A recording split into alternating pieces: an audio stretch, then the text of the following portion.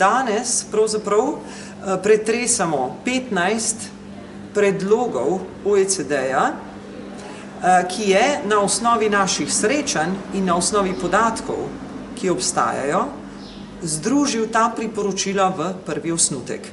Današnja razprava torej poteka o tem, ali so te aktivnosti sprejemljive, ali so tiste, ki jih je potrebno še kako revidirati, oziroma kaj dopolniti, jih združiti ali kaj podobnega. Kateri so te aktivnosti? Ja. Aktivnosti so napisane takole, ker gre za različne segmente, ki jih obravnavamo v drugi fazi, kjer govorimo o upravljanju izobraževanja odraslih v Sloveniji. Torej so aktivnosti vezane tako na ukrepe, ali pa bomo rekli aktivnosti na nacionalni ravni, različnih politik, torej različnih ministrstev, tudi v povezavi z različnimi deležniki, kar pomeni delodajalci, sindikati, izvajalci, različnimi znanstvenimi razvojnimi inštitucijami in seveda drugimi izvajalci. Na tretji ravni gre pa seveda tudi za povezave in sodelovanje z lokalnimi oziroma regionalnimi skupnostmi.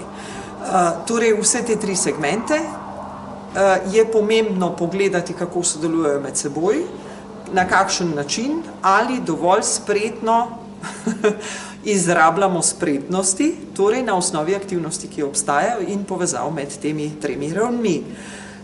In prva aktivnost je naslavlja, kjer je OECD pripravil nek krajši vprašalnik, ki so ga izpolnili udeleženci predno so prišli na to delavnico oziroma današnje srečanje.